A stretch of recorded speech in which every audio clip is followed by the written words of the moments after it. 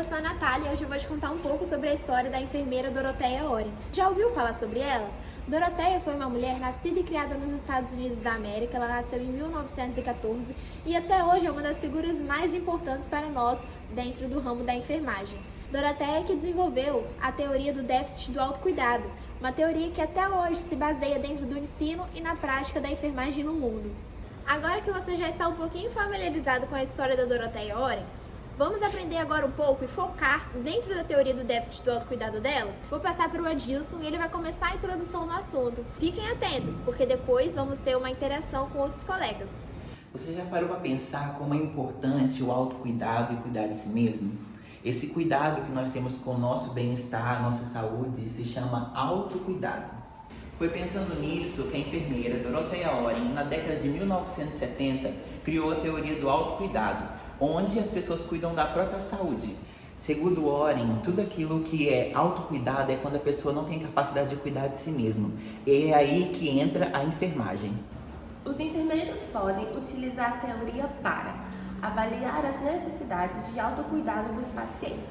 Através da avaliação de capacidades e demandas, o enfermeiro consegue identificar o déficit de autocuidado do paciente.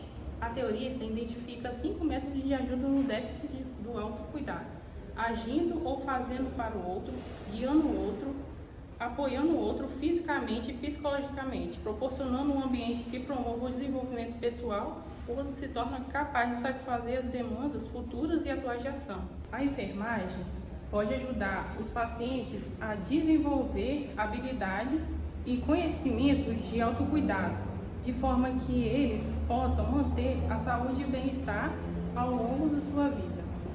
Como a teoria do déficit de autocuidado auxilia o enfermeiro na prática da profissão? A teoria enfatiza que o paciente precisa ser um indivíduo independente. Então, se o enfermeiro ele observa que o paciente está precisando de mais ajuda para os seus próprios cuidados básicos, o enfermeiro vai interferir, e vai montar uma estratégia individualizada para que o indivíduo se torne independente novamente para o seu próprio bem-estar. Reeducação e orientação. O paciente, juntamente com o enfermeiro, o enfermeiro vai montar uma estratégia juntamente com também os acompanhantes do paciente para falar sobre a importância do autocuidado, falar sobre a importância do bem-estar e sobre a importância dele ser um indivíduo independente. Então o enfermeiro vai estar ali fornecendo todas essas informações, falando também com os dependentes para que eles também possam ajudar esse paciente a se tornar independente no seu cuidado próprio fora do hospital. Existem 3 tipos de sistema de enfermagem: sistema totalmente compensatório, parcialmente compensatório e o sistema de apoio-educação. O sistema totalmente compensatório é utilizado quando o paciente não consegue realizar nenhuma ação de autocuidado, ou seja, quando ele está totalmente dependente da enfermagem para satisfazer suas necessidades básicas. Por exemplo, pacientes inconscientes, pessoas em estado terminal, recém-nascidos e pacientes com limitações físicas ou mentais. O que o enfermeiro faz por esses pacientes? Ele toma decisões clínicas de forma autônoma, executa as ações de cuidado no lugar do paciente, por exemplo, alimentação, administração de medicamentos, monitoramento de sinais vitais, zela também pela dignidade do paciente, dentre outros fatores. O sistema parcialmente compensatório é usado quando o paciente consegue realizar parte dos cuidados sozinho, mas precisa do enfermeiro para realizar os que faltam. Por exemplo, pacientes que se alimentam no leito, mas têm dificuldade para a locomoção. No sistema apoio-educação, o paciente consegue se cuidar, porém, precisa de orientação do profissional da enfermagem para ele conseguir concluir o autocuidado com segurança e o seu devido bem-estar. Agora estou aqui com o meu panfletinho e nós vamos entrevistar algumas pessoas que estão andando aqui no centro universitário, propor para elas algumas situações e verificar como elas praticariam o autocuidado, a famosa brincadeira do e se. Vem acompanhar comigo? E a nossa primeira entrevistada é a Marciane, do núcleo de estágio. A gente vai supor uma situação e ela vai falar pra gente no final como ela praticaria o autocuidado. Márcia, e Se você tivesse acabado de sair do trabalho à noite e percebesse que não comeu nada o dia inteiro, como você poderia praticar o autocuidado nesse momento para você? É difícil, né? Até porque a gente, isso é o nosso dia a dia. Sim, então, realmente, isso acontece no dia a dia mesmo, né? No meu dia a dia. E o que eu sempre tento fazer, né? Eu tento passar, claro, sempre saio antes de 10 horas da noite, tento passar no supermercado, tento ainda de tudo, fazer a opção por uma salada, uma fruta, mas é claro que tem alguns dias que não tem como e termina caindo naquela história do miojo. Isso só não pode acontecer todos os dias. Sim. Mas, como eu saio sempre antes de 10 horas e passo no supermercado antes de 10 horas, eu dou preferência por estar comprando ou uma salada de folhagens verdes, tomate, geralmente também compro um pepino para acrescentar. Sim. E também preferência para frutas, também porque depois de um dia exaustivo, tem aquela vontade de comer um doce louco. É verdade. Comer uma frutinha. E o nosso segundo entrevistado é o professor José Alves, ele dá matéria nas aulas de engenharia e agora vamos fazer a entrevista com ele. Professor, e se algum aluno te tratasse com agressividade e você se sentisse emocionalmente abalado? Que atitudes você poderia tomar para você mesmo para cuidar da sua saúde mental? Uma das coisas que eu faria eu teria que pensar no que aconteceu, né? Encaminhar para a coordenação o que aconteceu e assim, além disso, pensar se alguma coisa ficou muito abalada, se minha pressão foi alterada, se depois daquilo eu, sei lá, dormi mal, alguma coisa do tipo, eu ficaria prestando atenção em alguma dessas coisas. Se na outra aula que eu tivesse, ou aula que eu tivesse em seguida, se eu ficasse muito abalado, não me sentisse à vontade para dar aula, eu ia avaliar assim, como que aquela situação me afetou de alguma maneira.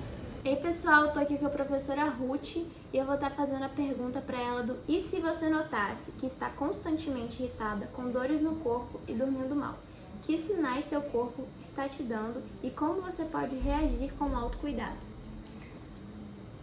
Sinais bastante comuns, inclusive. Uma das coisas que a gente percebe muito quando tem essa situação é enxaqueca, uma das coisas que eu mais tenho. E além da enxaqueca, meu sistema digestório fica complicado. Estômago, intestino, tudo complicado. Essas alterações que inclusive impedem o sono, e se você não dorme, você não descansa direito, prejudica não só a saúde física, mas a mental também. E uma das coisas que eu sempre faço quando está muito intenso esses sintomas, eu vou caminhar na praia. Caminhar na praia me ajuda demais. E aí, caminho sem hora para voltar. É muito difícil a gente ter esses tempos, mas geralmente no final de semana dá para fazer isso. E aí regula bastante a alimentação, porque já que está atrapalhando a alimentação, é uma das coisas que eu também costumo priorizar bastante. E aí eu vou para a igreja, porque me ajuda bastante também. Eu acho que conciliar a paz espiritual com a paz corporal é muito importante nessa vida que a gente leva, que é muito corrida. Ei pessoal, eu tô aqui com o Murilo, que muita gente da FAESA já conhece, e eu vou estar fazendo a pergunta do e se você tivesse em um dia de folga, mas se sentisse culpado por descansar. Como trabalhar essa culpa e valorizar o seu tempo de descanso? Acontece sempre isso aí comigo, tá? Quem trabalha por conta própria, igual eu trabalho, sempre tá achando que tá trabalhando menos, então sempre tá achando que tá ficando muito tempo à toa, verdade. Como valorizar? Isso. O horário é complicado mesmo, né? Descanso é fundamental, tem que ter descanso. Então, agora eu prezo muito essas coisas, descansar e em vez de tanto renda, dinheiro. Isso, primordial, né? Então, pessoal, acabamos de ver alguns relatos de algumas pessoas aqui dentro da faculdade sobre a prática do autocuidado. Agora eu vou perguntar para você. Você tem praticado o autocuidado? Tem cuidado de si mesmo? Em meio à correria do dia a dia, às cobranças, às exigências que o mundo nos traz, você tem olhado para si mesmo? Autocuidado, gente, não é egoísmo. Autocuidado é amor, é paciência, é respeito. Então, antes de seguir em frente, observe. Faça essa pergunta para você. Você tem cuidado de si mesmo? Para cuidarmos bem do próximo, temos que estar bem. Então, pessoal, acabamos de ver alguns relatos de algumas pessoas aqui da faculdade sobre a prática do autocuidado. Agora eu vou perguntar para você. Você tem praticado o autocuidado?